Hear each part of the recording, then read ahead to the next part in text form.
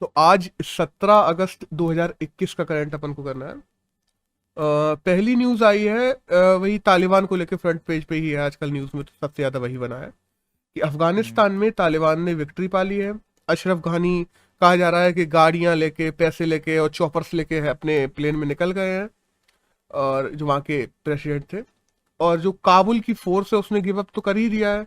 और जो कल तो अगर अफगानिस्तान में कहा जाए तो तालिबानी फोर्स उनके प्रेसिडेंशियल पैलेस तक पहुंच गई है, क्योंकि वहां से फोटोस आ रही थी कि प्रेसिडेंशियल पैलेस में तालिबानी लोग लेटे हुए हैं बंदूक लेके, ये वो फलाने का ना। हम्म।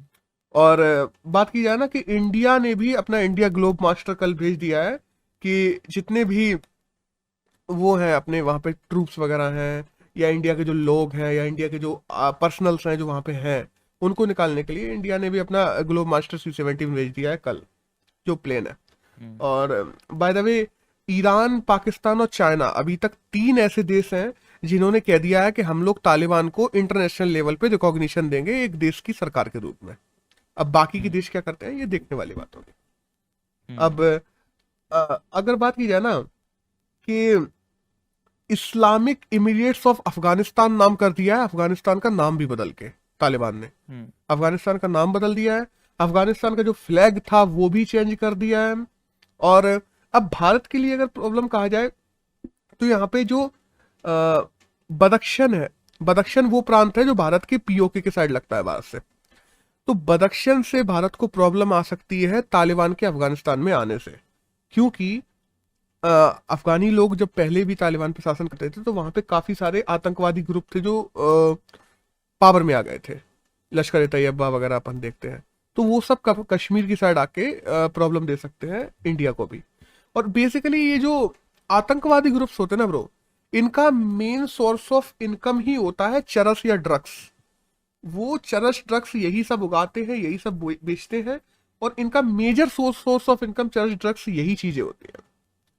अब इसमें इंडिया का देखा जाए ना, तो इंडिया ने जो अफगानिस्तान में सलमा डैम बनवाया था, या इंडिया ने जो पार्लियामेंट बनवाई थी, इंडिया ने हेलीकॉप्टर्स दिए थे, आर्म्स एंड आर्टिलरी दी थी, और जो डेलारम जो हाईवे था अफगानिस्तान में बनवाया था।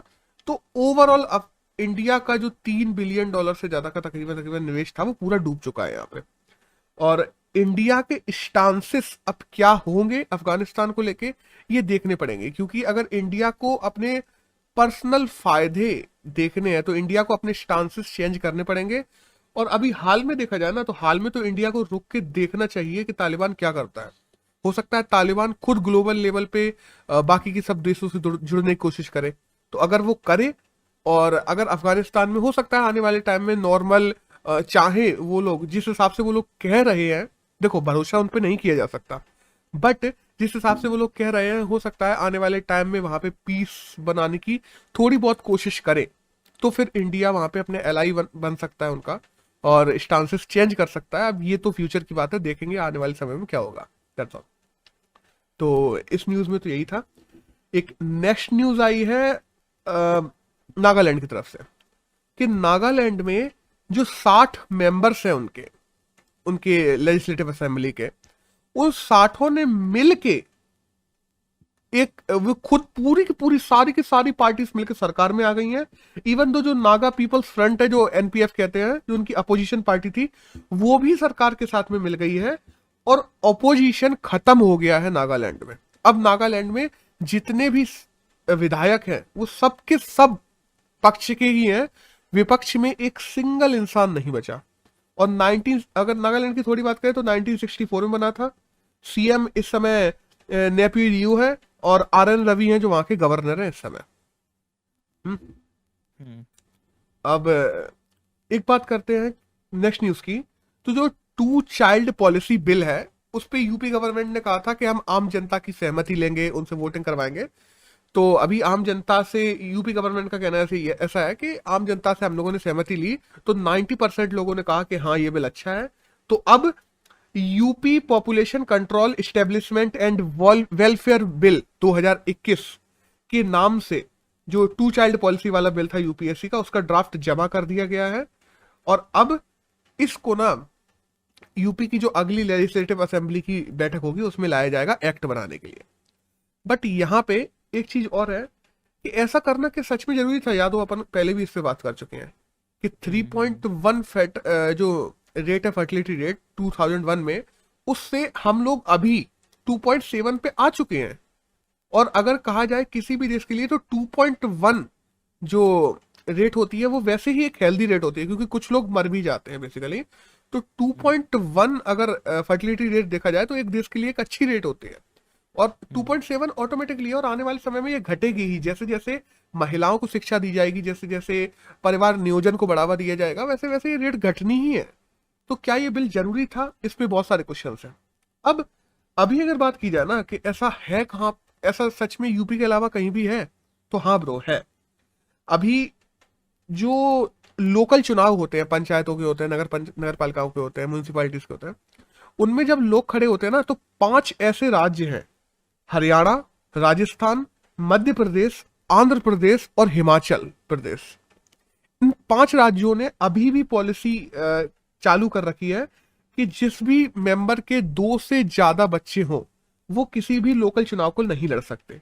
इवन दो जो अपन 42nd कॉन्स्टिट्यूशन अमेंडमेंट बिल को भी देखते हैं, उसमें भी पॉपुलेशन कंट्रोल की बात की गई थी।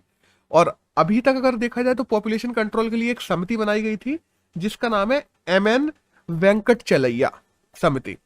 तो ये पेपर में पूछ लिया जाता है कि MN वेंकट चलैया समिति किससे संबंधित है, या पॉपुलेशन कंट्रोल के लिए आज तक इंडिया में इनमें से कौन सी समिति बनाई गई है, तो वो MN वेंकट चलैया समिति है। That's all. ये सब था जो अपन को इसके बारे में जानना जरूरी था, जो न्यूज में है और जो बैक एंड पे भी। That's all. अब एक नेक्स्ट न्यूज आई है सुष्मिता देव को लेके। ब्रो, सुष्मिता देव क्या है, बंगाल में कांग्रेस की सबसे बड़ी नेता मानी जाती थी अभी तक। उन्होंने भी कांग्रेस को छोड़ दिया और टीएमसी को ज्वाइन कर दिया। तो आने वाले समय में तो साफ दिख रहा है कि बंगाल में भी धीरे धीरे कांग्रेस का पत्ता साफ होने वाला है, जो अभी थोड़ा बहुत है भी, क्योंकि सुष्मिता देव के जाने से ही कहा जा रहा है कि कांग्रेस के कई MLA टीएमसी में चले जाएंगे। अब ये तो आने वाला समय बताएगा, अब देखते हैं। बस ये बेसिकली थोड़ा जानने के लिए जरूरी होता है कि इंडियन पॉलिटिक्स में चल क्या रहा है। ये एग्जाम के लिए बेसिकली जरूरी नहीं है, लेकिन इंडियन पॉलिटिक्स के लिए जरूरी है अपन को जानने के लिए, तो वैसे ही मैंने जोड़ दिया। एक नेक्स्ट न्यूज की बात करें तो जो जाम्बिया के प्रेसिडेंट है हिचिलिमा, उन्होंने अभी जाम्बिया के प्रेसिडेंट के रूप में शपथ ले ली है जाम्बिया में। अब क्या है ना, अभी जो जाम्बिया के कुछ दिनों पहले प्रेसिडेंट थे, उनको वहीं के लोगों के प्रोटेस्ट हुआ एक, तो पहली बात, दूसरा उनका टेन्योर भी खत्म होने वाला था, तो उन्होंने रेजिग्नेशन दे दिया था। तो अभी जाम्बिया के नए प्रेसिडेंट बन गए हैं हिचिलेमा करके। अब अगर जाम्बिया की बात की जाए तो लासाका जाम्बिया की कैपिटल है, और क्वाचा जो है वो करेंसी है जाम्बिया की। और जब अपन विक्टोरिया फॉल्स की बात करते हैं तो विक्टोरिया फॉल्स जो झरना है वो भी जाम्बिया में ही है। जैसा अब एक नेक्स्ट न्यूज की बात करें तो HDFC ने इंडिया में पहली green and sustainable FD launch कर दी है। अब इसमें क्या होगा ना, जितनी भी अपन लोग इस FD में पैसा लगाएंगे, उस पैसे को HDFC केवल उनको ही लोन देगी जो ग्रीनरी के लिए काम करेंगे, जो पर्यावरण के लिए काम करेंगे, जो इकोलॉजी इन्वायरमेंट के लिए लोन मांगेंगे, केवल उनको ही लोन दिया जाएगा इस FD के पैसे से, ग्रीन एंड सस्टेनेबल FD के पैसे से। तो दैट्स ऑल। इंडिया में ऐसे प्रकार की ये पहली FD है जो HDFC ने लॉन्च किया। अब एक इंडियन एक्सप्रेस में न्यूज आई है वर्ल्ड मेट्रोलॉजिकल ऑर्गेनाइजेशन को लेकर, कि वर्ल्ड मेट्रोलॉजिकल ऑर्गेनाइजेशन और IITM इन दोनों ने मिलकर पुणे में एक इंटरनेशनल मानसून प्रोजेक्ट ऑफिस शुरू किया है। तो इसमें केवल इतना ही, और जो क्या करेगा ना कि इंडिया में जो मानसून बिगड़ता जा रहा है, कहीं पे ज्यादा वर्षा हो रही है, कहीं पे कम वर्षा हो रही है, जो ग्लोबल हीट बढ़ रही है, जो ग्लोबल चेंजेस आ रहे हैं, ग्लोबल इन्वायरमेंटल चेंजेस आ रहे हैं, उनके अपने मानसून पे इम्पैक्ट कैसे पड़ेंगे, उन सबका असिस्टमेंट करेगा इंटरनेशनल मानसून प्रोजेक्ट ऑफिस जो पुणे में है। That's all. अब नेक्स्ट एक न्यूज की बात करें तो मलेशिया के जो PM है, उन्होंने अभी, मलेशियन PM ने रिजाइन दे दिया है वहां पे, क्योंकि अभी वो एडवाइजर के रूप में रहेंगे बाय द वे मलेशिया में, लेकिन वहां पे चल रहे जो उनकी ही सरकार, एक तरीके से जो बहुमत है वो उन्होंने वहां पे खो दिया था, और उनके साथ के ही लोग थे जो दूसरी पार्टी में मिल गए थे, तो उनको रेजिग्नेशन देना पड़ गया फोर्सफुली। और मलेशिया की कैपिटल की बात करें तो कुआलालंपुर है। Simple, that's all. इस न्यूज में तो इतना ही है। एक नेक्स्ट न्यूज की बात करते हैं तो आइए national commodity and derivative exchange को लेकर। जैसे अपन देखते हैं ना कि अपने शेयर्स एक्सचेंज होते हैं, एनएसई है, बीएसई है, ऐसे ही कमोडिटी एक्सचेंज को लेके एक national commodity and derivative exchange भी है।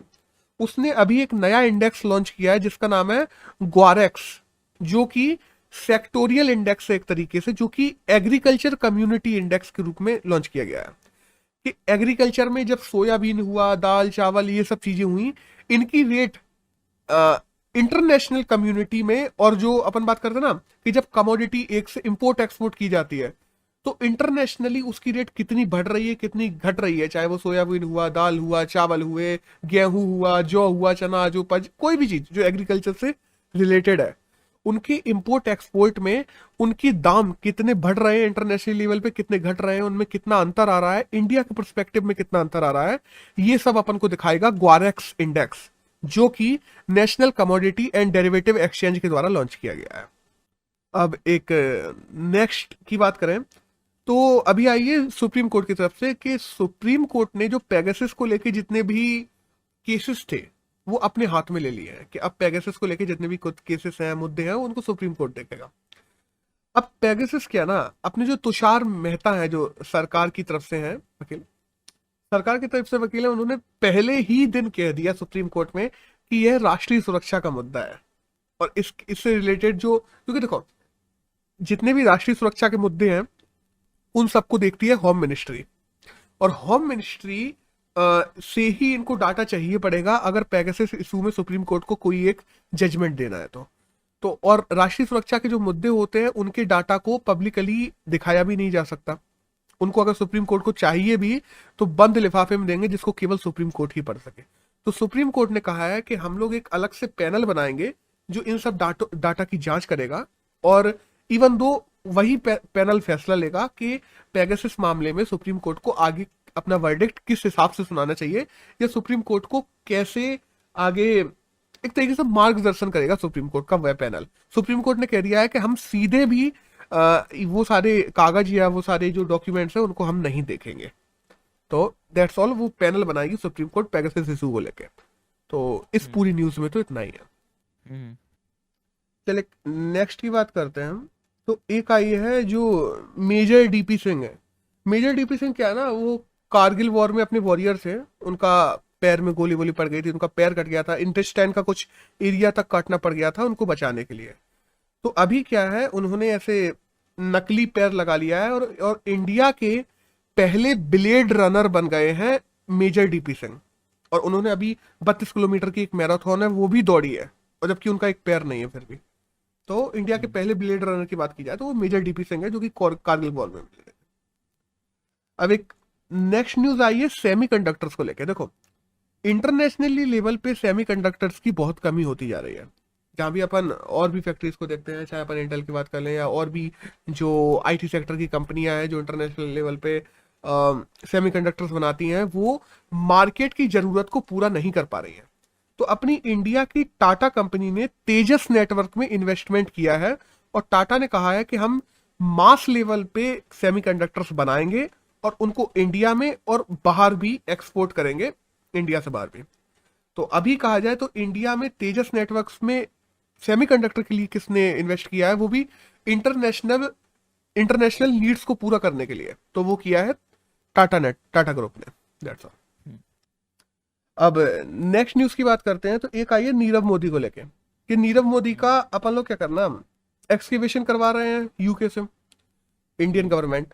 तो नीरव मोदी ने यूके में अपील लगाई है कि हम मेंटल हेल्थ मेरी इतनी अच्छी नहीं है कि मेरा एक्सकेवेशन करवाया जाए, क्योंकि यूके क्रिमिनल जस्टिस एक्ट 2003 है, उसके हिसाब से एक लॉ है ब्रिटेन में कि जिसकी भी मेंटल या फिजिकल हेल्थ अच्छी नहीं होगी, कोई दूसरा देश उसका एक्सकेवेशन तब तक नहीं करवा सकता जब तक उस पर्टिकुलर बंदे, चाहे वो कितना भी बड़ा गुनाह क्यों नहीं करके आया, उसका एक्सकेवेशन नहीं करवाया जा सकता अगर उसकी फिजिकल और मेंटल हेल्थ अच्छी नहीं है। और नीरव मोदी का कहना यह है कि मेरी मेंटल हेल्थ अच्छी नहीं है और मेरे एक्सकेवेशन की बात सुन के हमें और डिप्रेशन आ गया है, और अगर हम इंडिया जाएंगे तो हम सुसाइड कर लेंगे, हम अभी भी सुसाइडल है। तो इन सबको लेके उसने यूके में अपील दायर की है। अब ये तो ब्रो साफ दिख रहा है कि किस वजह से की है। That's all. इसमें तो यही था।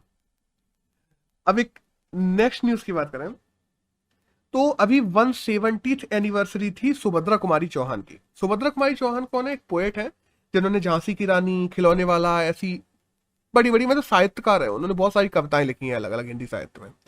तो गूगल ने अभी 170th एनिवर्सरी मनाई है सुभद्रा कुमारी चौहान की। बस अब यहाँ पे क्या ना कि अपन को सुभद्रा कुमारी चौहान जरूरी हो जाती है कि वे कौन है। तो सुभद्रा कुमारी चौहान एक साहित्यकार है, उन्होंने बहुत सारी मॉडर्न इंडिया की साहित्यकार मानी जाती है जिनको, और उन्होंने बहुत सारे अलग अलग हिंदी साहित्य में कविताएं और इन सब की रचना की थी। That's all. नेक्स्ट न्यूज की बात करें तो एक आई है असम से, कि असम में एक बिल आया है कैटल प्रिवेंशन बिल, जिसमें क्या हुआ ना कि जो गौ हत्या है, बीफ को बेचना है, बीफ को बॉर्डर पे बॉर्डर पे लेके जाना है, बॉर्डर पे इलीगली किसी भी तरीके से बीफ को या गाय को मारना, गौ हत्या, हर चीज को बैन कर दिया गया है टोटली, कि बीफ को लीगली बेचा जा सकेगा असम में। ऐसा नहीं कि लीगली नहीं बेचा जा सकेगा, बट इलीगली जो लोग सरकार से बिना परमिशन लिए गौ हत्या कर रहे थे या उनके मीट को इंपोर्ट कर रहे थे, एक्सपोर्ट कर रहे थे, मतलब दूसरे राज्यों में, तो उन सब पे बैन लगा दिया गया है। और इवन तो जो बॉर्डर मीट्स कहे जाते हैं, बॉर्डर मीट्स क्या कहे जाते हैं ना, कि जैसे हमारे राज्य में है, हमारे राज्य के बॉर्डर पे कोई जिला है एकदम बॉर्डर पे, और दूसरे राज्य जो बगल में लगता है उसके बॉर्डर पे कोई जिला है, लेकिन उनके यहाँ बीफ बैन है, हमारे यहाँ बीफ बैन नहीं है। तो वो लोग हमारे यहाँ आके मीट ईट खाते थे या पार्टी वार्टी करते थे और चले जाते थे वापस, सिंपल सी बात। तो इसको कहा जाता है कि बॉर्डर बीफ, के दूसरे बॉर्डर के लोग अपने बॉर्डर में घुसाए और यहाँ पे आके खा लिया, तो यहाँ पे इलीगल नहीं है और वापस चले गए, सिंपल सी बात है। तो जो बॉर्डर मीट है उसको भी बैन कर दिया गया है कि अब दूसरे राज्यों के अगर लोग आते हैं यहाँ पे केवल बीफ और मीट और ये सब खाने, तो उन लोगों पे भी चार्जेस लगाए जाएंगे, और इवन तो जो खिला रहा है उस पे भी चार्जेस लगाए जाएंगे। तो ये सब है कैटल प्रिवेंशन बिल जो असम के द्वारा लाया गया है। That's all. अब आए हैं एडिटोरियल्स से अब चलते हैं। तो एक जो एडिटोरियल आया ना वो देखो, एक सबसे पहले एक एडिटोरियल आया है यूएस पाकिस्तान रिलेशंस को लेकर, जो अफगानिस्तान को लेकर अब बदलने वाले हैं। क्योंकि देखो यूएस ने अभी क्या कहा ना कि यूएस के जो प्रेसिडेंट है उनका कहना यह है कि जो आतंकवादी नहीं पनपेंगे, तालिबान ने हमारे साथ में ये ट्रीटी की है और हम वहां पे डेमोक्रेसी स्थापित करने नहीं गए थे, हम वहां पे तालिबान को खत्म नहीं करने गए थे, हम आतंकवाद को खत्म करने गए थे। अगर दोबारा तालिबानियों के ट्रीटी होने के बाद भी अभी अगर आतंकवादी दोबारा से अफगानिस्तान में पनपते हैं तो हम लोग फिर से जाके उन आतंकवादियों को मारेंगे। बट ये तो बिल्कुल साफ है कि यूएस अब नहीं जाएगा, ये कहने की बात है। तो क्योंकि ये तो यूएस भी समझ चुका है और भी देश समझ चुके हैं कि पहले यूएसएसआर ने वहां 20 साल रहा, 20 साल से ज्यादा, अब यूएस 20 साल रहा, कुछ फर्क नहीं पड़ा उससे। तालिबान आज भी जहां का वहीं है और उस समय भी मुजाहिदीन वहीं के वहीं थे। तो अभी यूएस ने साफ कर दिया है कि ऐसा ये सब ट्रीटी हो चुकी है हमारे इसके साथ में, तो अब वहां पे तालिबान ने हमसे ट्रीटी किया कि आतंकवाद को हम पनपने नहीं देंगे। वहीं दूसरी तरफ अगर अपन थोड़ा इसके पीछे देखें ना तो ओबामा थे जिन्होंने तालिबान से लड़ना शुरू किया था, बट ओबामा ने तालिबान को केवल सप्रेस करना शुरू किया था, तालिबान से कोई नेगोशिएशन नहीं किया था। नेगोशिएशन का काम आके किया था ट्रंप ने, क्योंकि ट्रंप चाहते थे कि अफगानिस्तान सरकार के साथ में मिलके हम नेगोशिएशन करें तालिबान से और फिर धीरे धीरे करके यूएस की फोर्स को वापस बुला लें और हम लोग अफगानिस्तान से बाहर आ जाए। अब हुआ क्या ना ब्रो, ट्रंप ने आखिर के समय में, आखिर के 1-2 साल में अफगानिस्तान की सरकार को भी एक साइड कर दिया और तालिबान से सीधे बात करने लगे, सीधे नेगोशिएशन करने लगे। दोहा में जाके, जो कतर की राजधानी दोहा है, वहां सीधे नेगोशिएशन करने लगे थे तालिबान के साथ में मिलकर ट्रंप। और फिर उसके बाद में जब ट्रंप के बाद जो बाइडन आए हैं तो उन्होंने तो अफगानिस्तान सरकार को पूरा एक तरफ कर दिया, वो केवल सीधे तालिबान से बात कर रहे थे, उन्होंने उसके ध्यान ही नहीं दिया, बिल्कुल साइडलाइन कर दिया। और दूसरी देखो, पहले तो अफगानिस्तान सरकार को उन्होंने साइडलाइन किया, जिस वजह से अफगानिस्तान सरकार और तालिबान के बीच में आपसी संबंध और आपसी समरसता नहीं बन पाई। क्योंकि देखो, मानो ना मानो फोर्स में यूएस था अफगानिस्तान में, क्योंकि उसने ही अपनी फोर्सेस और ये सब डिप्लॉय करके रखी थी, तालिबान को भी सप्रेस करके रखा था और अफगानिस्तान को भी वही पावर दे रहा था। लेकिन जब यूएस गया ना तो उसने तालिबान और अफगानिस्तान को जो जोड़ने वाली कड़ी थी वही तोड़ के चला गया। तो सीधी सी बात है, जिस पे पावर होगी वही आ जाएगा। और अब लोग कहते हैं ना कि अफगानिस्तान सरकार के पास में भी मिलिट्री थी, तालिबानियों से ज्यादा थी। ब्रो वो मिलिट्री को मिलिट्री नहीं कहूंगा मैं, क्योंकि एक ऐसी मिलिट्री जिसको केवल तुमने गन्स दे दी है, जिसको तुमने केवल लड़ना तक नहीं सिखाया ढंग से, तुमने केवल गन्स और आर्टिलरी ये सब दे दी, केवल खड़े हुए लोग हैं वो जो उनको जबरदस्ती मिलिट्री में ज्वाइन करवा दिया कि उनको क्या कहा जाता ना कि उनको वो मिल रहा है, इंसेंटिव मिल रहा है मिलिट्री में लड़ने के लिए, इसलिए वो खड़े हैं, दैट्स ऑल। उनको कोई अपनी देशभक्ति नहीं है, कोई राष्ट्रभक्ति नहीं है, कोई लड़ने का जुनून नहीं है, तो वो क्यों ही लड़ेंगे, और वो तो चाहते भी नहीं है। ब्रो मिलिट्री पर्सनल्स के अफगानिस्तान के वीडियोस आए हैं जिनमें उन्होंने साफ कह दिया कि हम तो लड़ना चाहते ही नहीं है, क्योंकि तालिबान, उन्होंने कहा आ रही है आ जान, तो कोई प्रॉब्लम नहीं, तालिबानियों ने उनको भरोसा दे दिया है कि हम तुम्हें अपनी मिलिट्री में रख लेंगे, तो उनको तो पैसे फिर भी मिलेंगे, उनको क्या ही फर्क पड़ रहा है, ये बने रहे चाहे वो बने रहे। अपने देश के लिए लड़ना, अपने देश के लिए खड़ा रहना सिखाया ही नहीं गया उनको। और जब जो खुद अपने लिए नहीं लड़ता है, उसका दूसरा कोई साथ नहीं दे पाता, सिंपल सी बात है। ये तो हिस्ट्री की तुम कोई भी वॉर उठा के देख लो, जिसमें कोई बाहर का एलाई अगर किसी देश में आया है और उस देश की मदद करनी चाहिए, बट जब तक देश ने खुद की मदद नहीं करनी चाहिए तो वो देश लौट के वहीं चला गया। चाहे यहां देख लो, चाहे तुम वियतनाम में भी जाकर देख लो, यही चीज हुई थी। अब हुआ क्या है ना ब्रो, कि अब यहां पे आते हैं पाकिस्तान और यूएस को लेकर, कि जो बाइडन से बात करने के लिए यहाँ पे पाकिस्तान की जो पीएम है उन्होंने कई बार फोन भी लगाया, कि बार बार फोन लगाया, और जो बाइडन ने निगलेक्ट कर दिया, एकदम साइडलाइन कर दिया पाकिस्तान को, क्योंकि जो बाइडन खुद नाराज है पाकिस्तान से, क्योंकि देखो एक मुस्लिम रेडिकलिज्म कंट्री की वजह से जो बाइडन उससे नाराज है। अब इसमें दो तीन चीजें आ जाती हैं कि यूएस और पाकिस्तान के रिलेशन लगातार बिगड़ते क्यों चले जा रहे हैं। एक तो चीन के साथ में पाकिस्तान के अच्छे संबंध हैं, और अगर इंटरनेशनल लेवल पे देखा जाए तो इकोनॉमिकल वॉर चल रही है यूएस और चीन के बीच में। दूसरी तरफ यूएस के इंडिया के साथ में अच्छे संबंध है, और इंडिया की पाकिस्तान के साथ में ठनी रहती है दूसरी तरफ। तीसरा, अगर अपन पहले देखते हैं ना कि जब तालिबान को खड़ा किया गया था, जब यूएसएसआर था यहाँ पे, तब की बात कर रहा हूं मैं, तो जब तालिबान को खड़ा किया गया था तो सऊदी अरेबिया हुए, क्योंकि देखो तालिबान के अगर तुम पुराने लीडर्स को देखते हो ना तो वो सब सऊदी अरेबिया, ईरान, अरब कंट्रीज इनसे ही आए थे, तो आइडियोलॉजी वो वहां की थी, साथ दिया था पाकिस्तान ने और यूएस ने दिए थे पैसे, और तब तालिबान को खड़ा किया गया था यूएसएसआर के विरुद्ध। अब हुआ क्या ना ब्रो, आज सऊदी अरेबिया और या अरब कंट्रीज कहा जाए, उनकी आइडियोलॉजीज के साथ भी यूएस के लगातार विच्छेद चल रहे हैं, एक तरह से लड़ाई चल रही है, और सऊदी अरेबियन आइडियोलॉजी ही है जो अफगानिस्तान में तालिबानियों के द्वारा फॉलो की जाती है। तो और दूसरी तरफ तालिबान एलाई है किसका, पाकिस्तान का, क्योंकि अभी अपन लोगों ने वीडियोस देखे कि तालिबान का जब कब्जा हुआ अफगानिस्तान पे, तब पाकिस्तानी लोग काफी खुश थे, वहां पे जश्न मनाने की फोटोस आई, वीडियोस आए।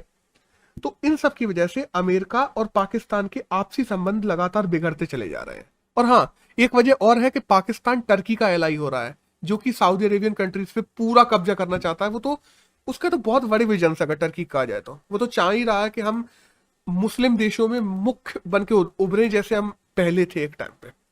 तो टर्की का एलाई हो चुका है पाकिस्तान, इस वजह से और यूएस और पाकिस्तान के आपसी रिलेशंस बिगड़ते चले जा रहे हैं। अब इसमें एक चीज और आ जाती है, जब हम पाकिस्तानी गवर्नमेंट को देखते हैं तो पाकिस्तानी गवर्नमेंट ऐसी नहीं है कि वहां कोई पार्टी को लेके किसी में अच्छी वो हो कि हाँ भाई ये पार्टी अच्छी है, ये पार्टी अच्छी काम करती है, नहीं नहीं नहीं। वहां जब अपन इमरान खान की सरकार को देखते हैं ना, तो इमरान खान खुद से एक पर्सनल इमेज लिए हुए हैं, जिस वजह से वो आज वहां के पीएम है। पाकिस्तान में उनकी पार्टी की इमेज कोई ज्यादा खास अच्छी नहीं है, उनकी पर्सनल इमेज अच्छी है। और यूएस ने जब इमरान खान के उठाए नहीं ना फोन वगैरह, तो उनकी पर्सनल इमेज को धक्का लगा। तो जब पर्सनल इमेज को धक्का लगा ना, तो वो पर्सनल इमेज बनाए रखने के लिए अपने लोगों के बीच में, और अपनी पर्सनल इमेज इंटरनेशनल लेवल पे भी बनाए रखने के लिए, उन्होंने खुद से तालिबान का साथ दिया। और तालिबान के साथ देने की बात है कि पाकिस्तान का कहना तो यही है साफ कि हमने तालिबान का कोई साथ नहीं दिया, हमने तो बॉर्डर भी सील कर लिए, हम तो अफगानिस्तान के लोगों को आने भी नहीं दे रहे। बट दूसरी तरफ जब तालिबान में ही जो रिपोर्टर्स डिप्लॉय है, उनकी ही सुन ली जाए तो सबके सब रिपोर्टर्स जो अफगानिस्तान में डिप्लॉय हैं अलग अलग देशों के, या फिर तालिबान के लोगों से जब बात की गई तो उन लोगों ने खुद बताया है कि हमें पाकिस्तान ने कैसे कैसे साथ दिया है, चाहे वो आर्टिलरीज में हो, चाहे वो जो बख्तरबंद जो गाड़ियां होती हैं, बैरक व्हीकल्स होते हैं उनसे हो, चाहे कैसे भी हो, पाकिस्तान ने साथ तो दिया ही है तालिबान का। तो दूसरा ये जो बदले लेने की भावना है कि अमेरिका से बदला लेना है इस चीज का कि उन्होंने हमें निगलेक्ट किया है, तो हम यहाँ पे तालिबान को बढ़ा देंगे और अफगानिस्तान में अमेरिका को हरा देंगे। और देखा जाए तो हरा ही दिया है, देखा जाए तो दूसरी तरफ। तो जब अपन और अफगान फोर्स, अफगानिस्तान की जो फोर्स है उसमें मिलिट्री की मोटिवेशन की कमी तो थी ही थी, तो और जल्दी वो हार गए। अब ओवरऑल इसका एक व्यू लिया जाए तो यूएसए और पाकिस्तान के अलग अलग फ्रंट पे लगातार संबंध बिगड़ते जा रहे हैं। यूएसए और और अफगान की अगर देखा जाए तो अफगान में तालिबान गवर्नमेंट आ गई जो पाक के साथ में उसके अच्छे संबंध है, तो यूएसए और पाक के संबंध लगातार बिगड़ते जा रहे हैं। पाकिस्तान और यूएसए के काफी सारे फ्रंट्स ऐसे हैं जिन पे उनके संबंध अच्छे नहीं हो रहे हैं, और आने वाले समय में अगर ऐसा ही बना रहा तो इंडिया यूएसए का एलाई है, तो इंडिया के पाकिस्तान के साथ में संबंध और ज्यादा खराब हो सकते हैं अगर यही चीजें लगातार कैरी ऑन हुई तो। That's all. इस पूरे आर्टिकल में तो यही था। हेलो, बढ़िया भाई। अब एक नेक्स्ट आर्टिकल आया है आईपीसीसी की रिपोर्ट को लेके। आईपीसीसी क्या है? आईपीसीसी एक संस्था है जो ग्लोबल लेवल पे हर जगह की इकोनॉमिकल, वो इकोलॉजी, इन्वायरमेंट, इन सब की गणना करती है और देखती है कहाँ कैसे कैसे क्लाइमेट चेंजेस आ रहे हैं और उन पर रिपोर्ट्स निकालती है। तो आईपीसीसी हर 4-5 साल में अपनी एक रिपोर्ट निकालती है। उसकी 6th रिपोर्ट आई है अभी, और 6th रिपोर्ट को वो 4-5 पार्ट में लॉन्च करेगा। तो उसमें से पहला पार्ट अभी लॉन्च हुआ है, बाकी के 2-3 पार्ट अगले साल तक लॉन्च हो जाएंगे, तो अगले साल तक पूरी रिपोर्ट आ जाएगी। अभी जो पहला पार्ट लॉन्च हुआ है उस पार्ट का नाम है climate change 2021 the physical science basis. ये फर्स्ट पार्ट का नाम है, ये अभी लॉन्च हुआ है। इस पार्ट में ना बहुत चौंकाने वाली बातें सामने आई है कि आईपीसीसी की रिपोर्ट की इस फर्स्ट पार्ट में कहा गया है कि 2050 तक अगर सारे देश कार्बन एमिशन को 0 भी कर लेते हैं फिर भी दुनिया का तापमान 1.5 डिग्री बढ़ जाएगा। और अगर कुछ नहीं करते हैं तो 2040 तक 1.5 डिग्री बढ़ जाएगा और 2050 तक तकरीबन 2 डिग्री तक बढ़ जाएगा। अब ये कितनी बड़ी बात है, 2 डिग्री या 1.5 डिग्री तापमान बढ़ना, जब कार्बन एमिशन सारे देश 0 कर देते हैं। क्योंकि अगर देशों ने 0 किया भी और 1.5 डिग्री तापमान बढ़ा तो तटवर्ती क्षेत्र के जो इलाके हैं, ब्रो इंडिया के तटवर्ती क्षेत्र के जो इलाके हैं ना, वो तकरीबन 3-4 किलोमीटर डूब जाएंगे समुद्र में अगर 1.5 किलोमीटर बढ़ता है तापमान। तो इंडिया को ओवरऑल कितना नुकसान होगा, दुनिया के तो काफी देश के देश डूब जाएंगे। तो इस वजह से ये चीजें और ज्यादा महत्वपूर्ण हो जाती हैं आईपीसीसी की रिपोर्ट। और ओवरऑल में ये भी कहा जा रहा है कि इस बार की आईपीसीसी की रिपोर्ट ज्यादा ऑथेंटिक और ज्यादा एक्यूरेट है, क्योंकि 2011 से 20 में जब 10 साल में उसने कहा था कि सरफेस टेम्परेचर ओवरऑल में 1.09 डिग्री बढ़ जाएगा, तो वो भी बढ़ चुका है, 1.10 डिग्री बढ़ गया, एग्जैक्ट जो आईपीसीसी की रिपोर्ट में बताया गया था। और यही सेम चीज एक रिपोर्ट आई थी SR15, आईपीसीसी की ही रिपोर्ट होती है SR15, जिसको स्पेशल रिपोर्ट 15 कहते हैं, जिसमें उसने कहा था कि स्पेशल रिपोर्ट, और 15 का मतलब है 1.5, तो उसमें यह कहा गया था कि अगले 10 साल में 1.5 डिग्री तापमान बढ़ जाएगा, जो कि 2015 से 2021 के बीच का असिस्टमेंट आया है कि 0.7 डिग्री बढ़ चुका है। तो इस वजह से कहा जा रहा, इस वजह से आईपीसीसी की रिपोर्ट को सबसे ज्यादा एक्यूरेट और सबसे ज्यादा ऑथेंटिक माना जाता है कि क्योंकि वो जो कह रहा है वो चीजें अपन प्रदर्शित देख सकते हैं कि सामने हो रही है वो वाली चीजें। अब कार्बन स्पेस की बात की जाए ना, कि देखो अगर तुम्हें डेवलप करना है तो तुम्हें कार्बन उत्सर्जित करना पड़ेगा। तो कार्बन स्पेस किसको कहा जाता है? कार्बन स्पेस उस मिनिमम क्वांटिटी को कहा जाता है कि जितना तुम उत्सर्जित कर सकते हो और तब तक पृथ्वी को नुकसान नहीं पहुंचाएगी वो चीज, मतलब पृथ्वी पे त्राही नहीं मच जाएगी। तो अगर कार्बन स्पेस की बात की जाए तो पृथ्वी के टोटल कार्बन स्पेस का 86% हम लोग यूज कर चुके हैं। और जहां पे मैं हम लोग बोलता हूं वहां पे मैं बोलता हूं डेवलप्ड कंट्रीज, क्योंकि डेवलप्ड कंट्रीज ही हैं जिन्होंने कार्बन स्पेस का सबसे ज्यादा यूज किया है। और अब देखा जाए तो इतने सारे देश जो डेवलप होने के लिए अभी बचे हुए हैं, उनके लिए केवल और केवल 14% कार्बन स्पेस बचा है जिनका वो यूज कर सकते हैं। और ये बात तो ब्रो नेचुरल है कि अपन लोगों को कार्बन इमिशन करना ही पड़ेगा अगर अपन को डेवलप होना है, क्योंकि डेवलपिंग स्टेज में अगर तुम कार्बन कट करते हो तो तुम्हें डेवलप होना ही मुश्किल हो जाता है, क्योंकि अगर तुम कार्बन कटिंग करते हो तो तुम्हें दूसरी तरफ ज्यादा एक्सपेंसिव मशीनरीज लगानी पड़ती हैं, और रिन्यूएबल सोर्सेस की तरफ जाना पड़ता है, जो कि बहुत ज्यादा एक्सपेंसिव होता है ब्रो, और बहुत कम ऊर्जा उत्सर्जित करती है वो। तो दूसरे स्रोत ज्यादा महंगे हैं, डेवलपिंग कंट्रीज उनकी तरफ नहीं जा सकती, अंडर डेवलप्ड कंट्रीज तो बिल्कुल नहीं जा सकती। और जो डेवलप्ड कंट्रीज है उन लोगों ने कार्बन स्पेस का इतना ज्यादा यूज कर लिया है कि अब अगर सारी कंट्रीज ने डेवलप करना खुद को शुरू कर दिया, और उस लेवल के कार्बन इमिशन से, जिस लेवल के कार्बन इमिशन से यूएसए, ब्रिटेन, जापान, चीन, ये सब लोग डेवलप्ड हुए हैं, तो ब्रो लिटरली त्राही त्राही मच जाएगी। अगले आने वाले 100 साल में तकरीबन तकरीबन 10 डिग्री तक तापमान बढ़ सकता है। अब इसके इम्पैक्ट इंडिया पे कैसे पड़ेंगे? तो देखो, इंडिया में हीट वेव बढ़ सकती है, इंडिया में मानसून में बदलाव आ सकता है। मानसून कहो एक साल बिल्कुल ना हो, एक साल बहुत हद हद ज्यादा बरसे। सी टेम्परेचर बढ़ सकता है, सी टेम्परेचर बढ़ने से क्या होगा, सी इकोलॉजी खत्म हो जाएगी, तुम्हारी फिशरीज, तुम्हारे व्यापार, इन सबको नुकसान पहुंचेगा। इवन दो साइक्लोन्स बढ़ेंगे, उन साइक्लोन से तुम्हारी लोग जो रहते हैं तटवर्ती क्षेत्र में, उन सबको नुकसान पहुंचेगा। ओवरऑल इकोलॉजी, इन्वायरमेंट को तुम्हारे इंडिया का नुकसान पहुंचने वाला है। अब इसमें तरीका क्या है जिस वजह से जिससे हम लोग ये चीजों से बच सकते हैं कुछ हद तक? तो अभी जो विकसित देश है ना, उनको विकासशील देशों की मदद करनी चाहिए। विकसित देश का विकासशील देशों की मदद करें, उनको रिन्यूएबल रिसोर्सेज से एनर्जी बनाने में फायदा पहुंचाए। मतलब रिन्यूएबल रिसोर्सेज से एनर्जी बनाने में उनका मदद करें, उनको इकोनॉमिकल मदद करें। जैसे पवन चक्कियां लगानी है या हाइड्रो पावर प्लांट्स लगाने हैं, तो विकसित देश विकासशील देशों की मदद करें, जिससे विकासशील देश अपने कार्बन इमिशन में कटौती कर पाए और विकसित देश जल्दी से जल्दी जीरो कार्बन इमिशन पे आए। अब और नेट जीरो कार्बन इमिशन पे आए।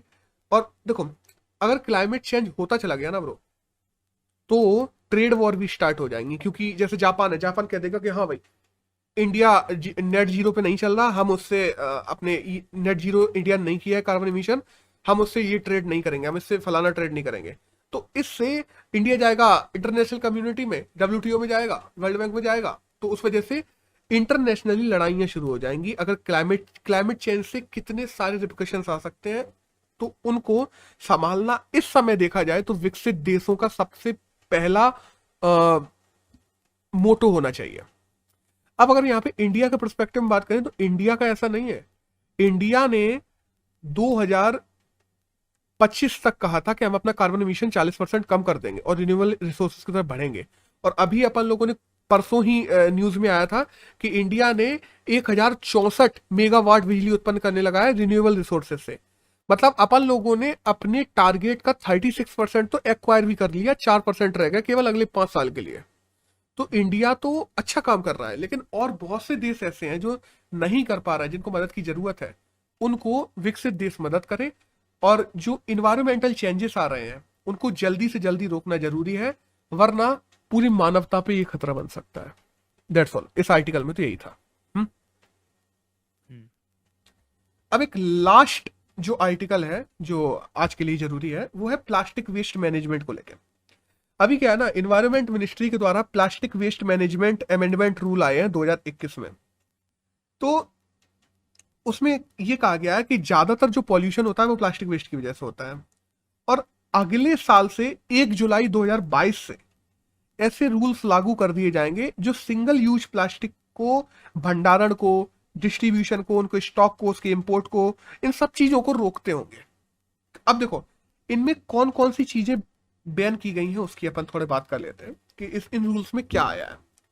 तो देखो, 2016 में गाइडलाइंस आई थी जिनमें 50 माइक्रोन से पतली जो पॉलिथीन्स होती हैं, जिनको रिन्यू नहीं किया जा सकता, रिसाइकिल नहीं किया जा सकता, जिनको दोबारा यूज नहीं लिया जा सकता। तो सिंगल यूज प्लास्टिक में जो 50 माइक्रोन से छोटी पॉलिथीन होती है, उनको 2016 में इंडिया में कर दिया गया था बैन। अब क्या ना, 2021 में 75 माइक्रोन से जो पतली पॉलिथीन है उनको बैन कर दिया गया है। और 2022 में 120 माइक्रोन से पतली जितनी भी प्लास्टिक की चीजें होंगी उन सबको बैन किया जा रहा है, जिसमें अपने छोटे कप वगैरह आते हैं, प्लास्टिक के कप जिनमें लोग चाय वगैरह पीते हैं, पेन्स आती हैं, बहुत सारी पेन ऐसी होती हैं जो पतली पतली पेन्स आती हैं, या जो रेन कोट्स अपन लोग देखते हैं, रेन कोट्स भी मोटे बनने लगेंगे अगर उनको प्लास्टिक में करना है तो। और जो कहते हैं ना, पॉलिथिन्स तो है ही है ऑब्वियसली, वाटर बोटल्स है, वाटर बोटल्स बहुत सी ऐसी वाटर बोटल्स हैं जो इंडिया में अभी बनने वाली 80% वाटर बोटल्स हैं ऐसी जो 120 माइक्रोन से ज्यादा पतले प्लास्टिक से बनती हैं। तो वाटर बोटल्स में भी चेंज आएंगे सिंगल यूज प्लास्टिक को लेके। तो ओवरऑल इन गाइडलाइंस में ये कहा गया है कि ऐसी जितनी भी सिंगल यूज प्लास्टिक्स हैं जो 120 माइक्रोन से छोटी हैं, पतली हैं, उनको 2022 तक इंडिया कर देगा बैन। और अगले 10 साल में, जो आने वाले 10 साल हैं, मतलब 2031 तक, इंडिया हर प्रकार के प्लास्टिक का यूज कर देगा बैन इंडिया में। तो उसके लिए इंडस्ट्रीज को अभी से तैयार रहने के लिए कहा गया है। अब इसमें क्या ना, एक होती है कंपोस्टर प्लास्टिक। अब कंपोस्टर प्लास्टिक क्या होती है ना, लैक्टिक एसिड से प्लास्टिक बन रही है, कॉर्न से प्लास्टिक बन रही है, पोटैटो से प्लास्टिक बन रही है, जो आसानी से रिसाइकिल हो जाती है या आसानी से खत्म हो जाती है, नेचुरल, मतलब तुम उसको जमीन में भी दबा दे रहे हैं ना तो अगले 2-3 साल में खत्म हो जा रही है। तो ऐसी कंपोस्टर प्लास्टिक जो आलू से बनाई जाती है या लैक्टिक एसिड से बनाई जाती है, इनको सिंगल यूज में बैन नहीं किया जाएगा। इनको सिंगल यूज प्लास्टिक में चलने दिया जाएगा, इनको इंडिया में कभी बैन नहीं किया जाएगा। बट बाकी की जो प्लास्टिक्स हैं जो सीधे पेड़ों से वगैरह से बनती हैं, तो उन सबको बैन कर दिया जाएगा। रबर से बनती है बेसिकली। अब थोड़ा डाटा इसमें आर्टिकल में, अब ये तो था अपन को जानने के लिए कि जो इन्वायरमेंट मिनिस्ट्री के द्वारा plastic waste management amendment rule 2021 आया है उसमें क्या है, ये तो ये सब है। अब इस आर्टिकल में क्या है, तो इस आर्टिकल में कुछ डाटास दिए गए हैं, जैसे कि इंडिया, अगर इंडिया के अगर वेस्ट जनरेशन की बात करें तो 2019 से 20 के बीच में 34 लाख टन प्लास्टिक है जो इंडिया ने उत्सर्जित की है। प्लास्टिक, सिंगल यूज प्लास्टिक की बात कर रहा मैं। और इसमें से केवल और केवल 60% ऐसी प्लास्टिक है जिसको रिसाइकिल किया जा सका है। मतलब कि 40% ऐसी प्लास्टिक है जो इन्वायरमेंट में चली गई। सीधी सी बात, दुनिया भर में अगर प्लास्टिक वेस्ट की बात करें तो सबसे ज्यादा जो अपन सी वगैरह में देखते हैं, तो सबसे ज्यादा प्लास्टिक वेस्ट कहां से आता है, वो इंडिया से आता है और आशियान कंट्रीज से आता है। क्योंकि ये कहा जाए ना, इंडियन ओशियन बेल्ट की बात कर लें तो इसमें जितनी भी कंट्रीज है लगातार, मलेशिया, लाओस, वियतनाम, फलांड का ना, तो इन जितने भी आशियान कंट्रीज है, इंडिया है, इनसे ही ओशियन में सबसे ज्यादा प्लास्टिक वेस्ट निकाला जाता है। अब लेकिन क्या ना, जब ओशियन में तुम प्लास्टिक वेस्ट फेंकने लगोगे तो ओशियन की इकोलॉजी, इन्वायरमेंट, डाइवर्सिटी खत्म होने लगेगी और उससे पूरा का पूरा जो इन्वायरमेंटल बैलेंस है वो बिगड़ सकता है। तो इसके लिए यूएन एक प्लास्टिक ट्रीटी लाने वाला है बहुत ही जल्दी। तो यूएन में एक प्लास्टिक ट्रीटी होगी जो कि समुद्रों को साफ करने के लिए, प्लास्टिक बैग्स को कैसे यूज करना है उसको लेकर, प्लास्टिक को कम कैसे करना है, इन सब को लेकर यूएन में ट्रीटी होने वाली है बहुत ही जल्दी। दूसरी तरफ अगर इंडिया के पास में चैलेंजेस देखे जाए तो प्लास्टिक को लेकर क्या क्या है क्या हुआ, माइकल गया क्या? थोड़ा सा हाथ लग गया। हाँ। तो इंडिया में देखे जाए कि अगर प्लास्टिक को लेके चैलेंजेस क्या क्या है, तो हमारे पास में प्लास्टिक को लेके पहली बात तो कोई अल्टरनेट नहीं है। दूसरा, अभी प्लास्टिक को अलग पृथक करने का ही कोई तरीका नहीं है इंडिया के पास में, कि प्लास्टिक वेस्ट और दूसरे वेस्टों को अलग कैसे किया जाए, यही तरीका नहीं है अपने पास में कोई। जो कहना ना कि और कचड़ों से सेग्रीगेशन कैसे करना है प्लास्टिक का, इसके लिए अभी इंडिया के पास में कोई उपकरण, कोई तरीका नहीं है।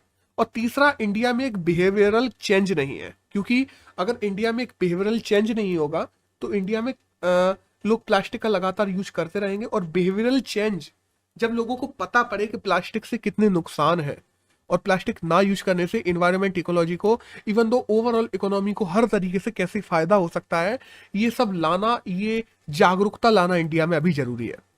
तो इस पूरे आर्टिकल में यही दिया गया था। और अगर अपन 17 अगस्त की बात करें तो आज के सारे न्यूज़पेपर्स में से एग्जाम के लिए जो जानना जरूरी था वो इतनी ही चीजें थी। ओके।